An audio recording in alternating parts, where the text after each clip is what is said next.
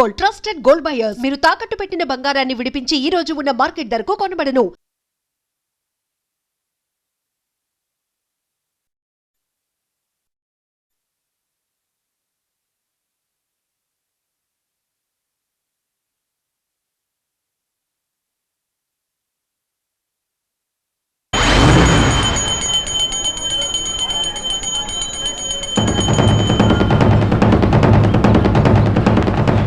ఎందుకంత హడావుడిగా వస్తున్నారు?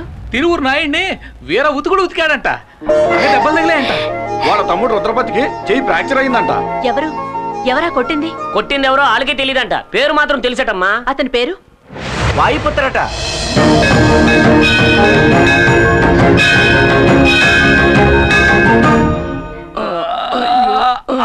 మెల్లగానే నీకేవేవో తీసుకొచ్చి ఇద్దాం అనుకున్నానండి, కానీ ఏం తింటే ఏమవుతుందని తీసుకొచ్చానండి. ఎలా ఉన్నారండి? చూస్తే తెలియడంలే. ఒంట్లో ఉన్న పాటలన్నీ విడిచేసి వేలాడ తీశాడే. కొట్టింది తెలుస్తాను కానీ కొట్టింది ఎవరో తెలియడం లేదే. సార్ నాకు చాలా భయంగా ఉంది సార్. నేను ఈ ఊరు వదిలి వెళ్ళిపోతాను సార్. నాకు ఈ ప్రాజెక్ట్ వద్దు. ఇలాంటి ఆటలు నాకు పడవు. హలో ఇవన్నీ నీకు ఆటలుగా ఉన్నాయా? అవును, సడన్ గా ఊరు వదిలి వెళ్ళిపోతానంటున్నా. జైలు నుంచి వచ్చిన వాడు ధైర్యంగా ఉంటావు అనుకుంటే ఇలా భయపడితేస్తావేంటయా? మీరు అలా మాడతారండి సార్. వీళ్ళిద్దరి పొజిషన్ చూడండి. కూర్చున్న చోటే అన్నీ అయిపోతున్నాయి. ఇవన్నీ చూస్తుంటే భయంగా ఉండదా? ఈ రోజు చీకటి పడేంత వరకే వాడికి ఆయుష్ ఉంటుంది. బావా, నువ్వు దేనికి దిగులు పడకు. ఊరంతా పోలీసులు రౌడీలు వాళ్ళు వెతుకుతున్నారు. మనకి వాడు దొరకకుండా పోతాడా? వచ్చాడండి ఎస్పీ పరశురాం. ఏమయ్యా దొరికాడా? లేదు సార్, వెతుకుతున్నాం. మిమ్మల్ని పుట్టినవాడు ఎలా ఉంటాడో ఆనవాళ్ళు చెప్పగలరా? 60 ఏళ్ళుంటాయి. వాడి గొంతు వింటే గుర్తుపట్టగలరా? ఒకలాంటి గరగరలాడే గొంతు. గరగరలాడే గొంత. ఇతనెవరు? ఇన్సే నేను చెప్పాను కదా, ఆ విషయానికి వచ్చాడు. అతను మీతో ఏం మాట్లాడాడో గుర్తుందా? బాగా గుర్తుంది. మాట్లాడింది ఊ మూనా ఊ తానా అంటే ఉతకడానికి ముందా ఉతకడానికి తర్వాత అని అడిగాను. ఏమన్నాడు? మరోసారి అమ్మాయికి నీ వల్ల ఏమైనా ఇబ్బంది కలిగిందో నువ్వు ప్రాణాలతో ఉండవు. ఇలా గరగరా చెప్పాడు. ఓ రేయ్, అదే డైలాగ్ని గరగర గొంతుతో నువ్వు చెప్పు. అదే డైలాగ్ నన్ను చెప్పమంటారా? అవును. ఓ అమాయకురాలైన పిల్ల ఇల్లు కాల్చి బూడిద చేశావు. మరోసారి ఇలాంటి పని ఏదైనా చేస్తే నిన్ను ప్రాణాలతో కాల్చి పాతేస్తా. వాయు పుత్ర. అన్నయ్య, ఇది యాక్టర్ నాగభూషణం వాయిస్. సూపర్. ఇంకోలా మాట్లాడు. ఓ అమాయకురాలైన పిల్ల ఇల్లు కాల్చి బూడిద చేశావు. మరోసారి ఇలాంటి పని ఏదైనా చేస్తే నిన్ను కాల్చి పాతేస్తా. వాయు పుత్ర. సుధాకర్ వాయిస్. ఏయ్, స్టైల్ మార్చవయ్యా. స్టైలా? అవును. ఒక అమాయకురాలైన పిల్ల ఇల్లు కాల్చి బూడిచ్చేసావు. మరోసారి ఇలాంటి పని చేస్తే నిన్ను కాల్చి బూడిచ్చేస్తా. వాయుపుత్ర. ఇలా కాదు, ఇంకో విధంగా. ఇంకో విధంగానా? అవును. బ్రదర్, ఒక అమాయకురాలు ఇల్లు కాల్చి బూడిద చేశావు. మరోసారి ఇలాంటి పని ఏదైనా చేశావంటే నిన్ను ప్రాణాలతో పాతేస్తా. ప్రాణాలతో పాతేస్తా. వాయుపుత్ర. ఇక్కడేమైనా మిమిక్రీ షో జరుగుతుందా? దారి కాచి మమ్మల్ని కొట్టింది వెదుర్లంక జమీందారు మనుషుని నోట్లో వేలేసుకున్న పిల్లడు కూడా తెలుసు. అది కూడా తెలియకుండా ఇక్కడికి వచ్చి మా ఇంట్లో వెతుకుతున్నావా? అక్కడికి వెళ్ళేదిగా. వస్తాను సార్. సార్, ఎందుకైనా మంచిది కాస్త జాగ్రత్తగా ఉండండి. ఆ వాయుపుత్ర సామాన్యమైన వాళ్ళ నాకు అనిపించడం లేదు. ఈ మాత్రం మాకు తెలియదేంటి? ఈసారి వాడు నా చేతికి చిక్కాడో అయిపోయాడే. ఏంటి? వాయుపుత్ర నీ శిష్యుడా? ఇదేట్రా పెద్ద వాయుపుత్ర? ఆడ అసలు పేరు తూతికి మోహన్ రావు. నాలాగా పౌరుషం అన్న పేరు కావాలని నా కాళ్ళు అట్టుకుని బతిమాలాడు, బావాలాడు, ఏడు చేశాడు. పోతే పోయింది లేని కోతంత పెద్ద మనసు చేసుకుని నేనే వాయిపోతానని పేరెట్టినాడికి. మీరే పెట్టారా? అవునే, ఏదో ఒకటే పెట్టానటి. తిండెట్టి పోషించాను. ఆడికే తెలుసు కొడత కొడుకు. కర్ర సాగుతో మొదలెట్టి కుర్చీ నుంచి కరాటే దాకా అన్ని ఇజ్జలు నేర్పించింది ఈ ఎదురులంక అంశరాజనే. గొప్పోళ్ళండి మీరు. ఎప్పటికైనా తెలిసింది కదా. చూడటానికి అతను ఎలా ఉంటాడండి? 6 అడుగులు హైటు, చిరంజీవి అంశుని. ఏం చేస్తా, నేను నేర్పిన ఇజ్జలన్నిటితోటి నా శిష్యుడు ఇప్పుడు పెద్ద హీరో అయిపోయాడు. శిష్యుడు అయినా ఎప్పటికీ నా పేరు చెప్తే నా శిష్యుడు గడగడలాడిపోతాడు. ఏమంటే గురు భక్తి. అందుకనే నేను ఒక నిర్ణయానికి వచ్చేసాను. నన్ను తరిమి కొట్టిన వాళ్ళందరినీ ఆడి హిట్ లిస్ట్ లో చేర్చి లేపించేస్తారని. ఏమండి తొందరపడి మీరు అలాంటి నిర్ణయం తీసుకోకండి, ఊరికి మంచిది కాదు. అంతేనంటావా? అయితే లగెత్తుకెళ్ళి మీ అన్నయ్యకి కాపు సారాయి చేపలు ఎప్పుడు అట్టుకొచ్చి ఇప్పుడే తీసుకొస్తాను. నమస్కారం అన్న.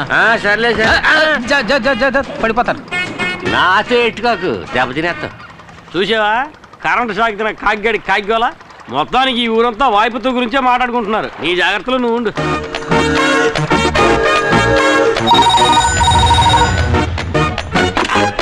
హలో, హంసరాజు ఉన్నాడా? వస్తే చీపురు కట్ట తిరిగేసి కొడతాను. అప్పు చేసిపోయాడు. ఆ హంసరాజు ఎక్కడున్నా ఇంకో 5 నిమిషాల్లో నీ ఫోన్ దగ్గరికి వచ్చి ఉండమని చెప్పు. అది చెప్పడానికి నువ్వెవడివి? వాయుపుత్ర.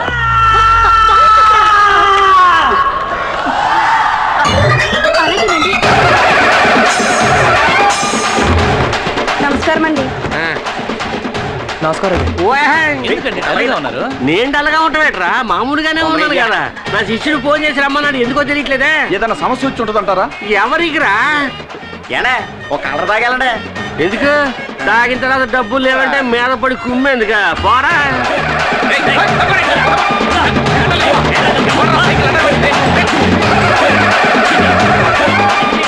హంసరాజు గారు వచ్చేసారు, తప్పకుండా తప్పకుండా.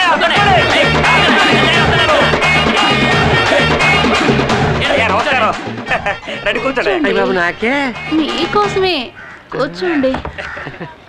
అయ్యో, అందరూ అన్యాయంగా మర్యాద ఇచ్చేస్తున్నారు నాకు. ఏమమ్మా, వాయిపోతాను నాతోనే మాట్లాడుతానన్నది.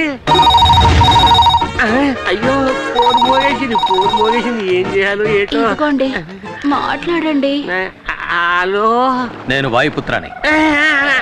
నేనే అవసరాజును మాట్లాడుతున్నాను. నేను ఎప్పుడు ఎదురు శిష్యర్గం చేశాను? నా కరసాము కరాటే నేర్పించావా? ఆవేశంలో ఏదో చిన్న తప్పు చేశాను. అందరి ముందు నా పరుగు తీసి ఎండగట్టక వాయిపుత్రా. ఇంకోసారి నువ్వు ఇలా ఊళ్ళో చెప్పుకుంటూ తిరిగావో వెన్నుముక విరిచి సూప్ పెట్టేస్తాను. తవరా పని చేయకముందే ఊళ్ళంతా ఓణం అయిపోయింది. తిన్నగా చూస్తే మీకే తెలుస్తుంది. కానీ నా ఒంటి మీద చెయ్యి మాత్రం పట్టడానికి వెళ్ళాడంటే. అయితే నా మాట విను. నేను చెప్పినట్టుగా తూచా తప్పకుండా చెయ్యాలి. అడ్డదిడ్డంగా ఏమైనా వాగావో అద్దంలో చూసుకోవడానికి నీ మొహం ఉండదు. ఈ మొహం దానికి కూడా పనికిరాదేటి? చెప్పు శిష్యా.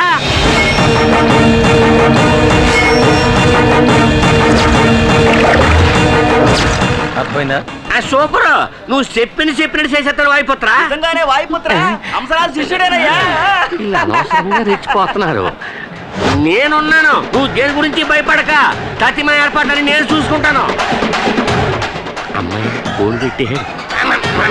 నేను చెప్తున్నాను కదా, నా మీద నీకు నమ్మకం లేదేటి? నేను నేర్పించిన ఇచ్చలేవి నువ్వు మర్చిపోలేదు కదా.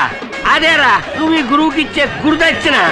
ఆ తర్వాత శిష్య, నేను సాగు చేసే కర్ర అట్టుకెళ్ళావు కదా, అది నువ్వు తీసుకొచ్చి మా ఇంటికాడ ఇచ్చి. ఆ కర్ర తెప్పపోతే నా ఒళ్ళంతా సలపరం ఎక్కిపోతుంది. ఏంటి ఉస్సు? ఎవరది? ఆడే నా శిష్యుడు ఆయుపుత్రుడు. నా సాముకారు అరగంటలో మా ఇంటికి వచ్చి తీరాడు. బ్లేడీ ఫూల్. హంసరాజు నిజంగా నువ్వు చాలా ఇది అర్థం కాదు, ఆరంభమే. మీరే చూస్తారుగా. అవును, నేను నీకు ఎంత బాకీ ఉన్నానన్నా? అదేవో అక్కర్లేదులే హెచ్చారు. ఇచ్చారంటే? హంసరాజు. అయ్యి బాబు, ఎంత అందంగా నేసావు నువ్వు. అవును. ఇది ఇక మీద అది అంతే హంసరాజు గారు. తమ్ముడు అన్నా, నువ్వు ఎన్నోసార్లు నన్ను కొట్టావు, నేను తనులు తిన్నాను. అలాగే నేను తనులు తిన్నాను, నువ్వు ఎన్నోసార్లు కొట్టావు. అది అందరికీ తెలిసిందే కదా. అవును, అవన్నీ మర్చిపోయి ఈ ఆడి నుంచి నువ్వు కూడా వచ్చి నా శిష్యుడిగా చేరిపో. అది రైట్, నువ్వు లెఫ్ట్. ఈవిడ రైటా? నా శిష్యుడు వాయిపోత్రా. ఇప్పుడు నేను చేసిన తప్పుకి పరిహారం చెయ్యాల. పలహారమా? పలహారం కాదు, పరిహారం. అయినా పలహారం పేరు చెప్పి నాలో నా ఆకలిని లేపేశావు. నాకు 2 ఉల్లిపాయ బజ్జీలు, 2 మసాలా వాళ్ళు, 2 అరిసెలు. వీడికి ఏం వద్దు. అన్నా, అసలు మ్యాటర్ ఏమిటో చెప్పలేదే. పెషన్లు ఎత్తా డొక్కలో కొడతాను. నేను చెప్తాను, అప్పుడు నేను చూపించాను, అప్పుడు చూడు. మూసుకుని వచ్చి అందరూ ఊళ్ళంతా కళ్ళెట్టు చూడండి. ఇది నా శిష్యుడు చేసిన కొత్త ఐటమ్.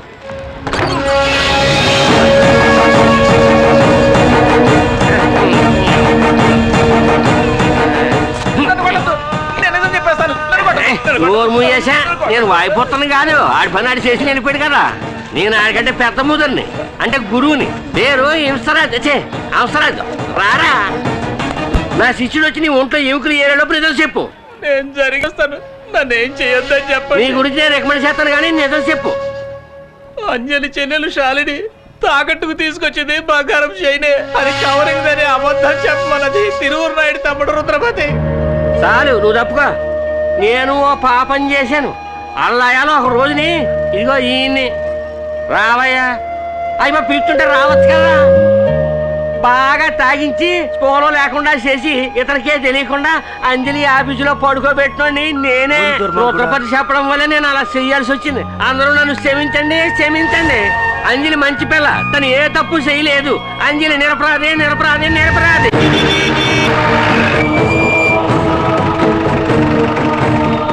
ఏయ్, పిలుస్తున్నారు. నాకు తెలియదు యాక్టింగ్ చేస్తున్నాను. నిన్నేరా? ఏయ్, ఏ అని పిలుస్తున్నారనా? తమ్ముడు నన్నేనా ఏం పిలిచావు? వచ్చానంటే ఎవడ్రా ఇక్కడ వాయిపోతున్నట్టు చెప్పుకుంటూ తిరుగుతుంది? ఆడేమో ఓర తిరుగుడు తిరగటం లేదు. తప్పు చేసిన వాళ్ళని ఎగిరెగిరి తలుపుతున్నాడు నా శిష్యుడు. రేయ్, అప్పుడు పిలవరా నీ శిష్యుని? పబ్లిక్ రమ్మను. నువ్వు పిలవగానే వచ్చేస్తాడేటి? నీకు 4 తగిలిస్తే వాడు వస్తాడుగా. అర్థమైన వాడి చేత తన్నులు తిని నా ఒంట్లో స్పేర్ పార్ట్స్ అన్ని మొద్దు పారిపోయి నువ్వు కొట్టినా నాకేం నొప్పి తెలవదు. జరగబోయే దాని గురించి ఆలోచించు. నా శిష్యుడు వాయుపుత్ర నిన్ను ఎత్తుక్కుంటూ వచ్చి తోలొలిసి ఉప్పు పాత్ర వేసేస్తాడు. పర్వాలేదా?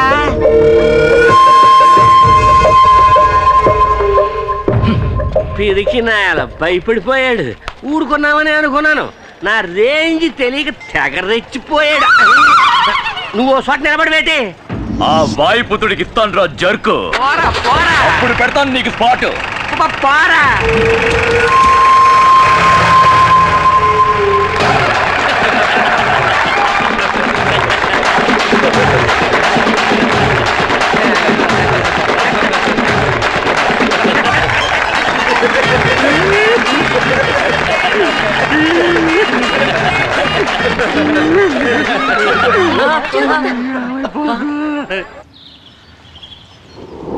రేయ్, నువ్వు చెప్పేది నిజమేనా? నిజమేనమ్మా. అందరి మళ్ళీ ఆఫీస్ ఓపెన్ చేయాలని అందరు పని వాళ్ళు ఆశపడుతున్నారు. సింహ సింహ సింహ. తలుపు ఎవరు తెస్తారు? ఎవరు? నువ్వే. అర్థమైంది.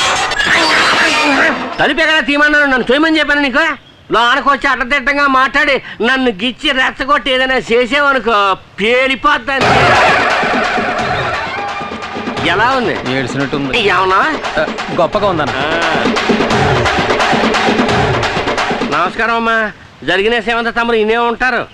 ఇతనికి అంజలికి తప్పుడు సంబంధం ఉందని నన్ను బెదిరించి నా చేత చెప్పించింది నా నాయుడు తమ్ముడేనమ్మా. కానీ నిజాన్ని బయట పెట్టింది నా శిష్యుడు వాయుపుత్ర. అంజలి ఎలా నిరపరాదో ఈయన కూడా అలాగే నిరపరాది. ఎవరా నీ శిష్యుడు? నేను వాడిని చూడాలి, రమ్మను. రప్పిస్తారు రప్పిస్తారు. రమ్మనండి రమ్మనండి రమ్మనండి. ఎలా రమ్మంటానయా? నువ్వు గత నోరు మూసుకుని ఉండదు కదా. రమ్మనంగానే రావటానికి ఏమన్నా గంగిరెద్దా? వాయుపుత్ర ఎక్కడికి ఎప్పుడు ఎలా రావాలో ఆడిగే తెలుసు. డబ్బులు అదొకటి ఉంది కదా. నా శిష్యుడు వాయుపుత్ర ఓ విషయం మీ శివనేమన్నాడు. ఏమని? ఉండవయ్యా, ఆడికి అర్జెంటుగా డబ్బు కావాలంట. తమరు అబ్బాయి ఈశ్వర ప్రసాద్ బయటకు వస్తే ఆయన పేనాలకి నాయుడు కుటుంబంలో ప్రమాదం మీకు తెలుసు కదా.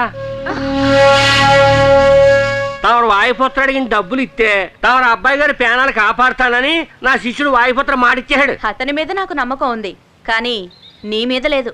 నిన్ను నమ్మి నీకు డబ్బులు ఇవ్వడం కుదరదు. నిజమే కదా.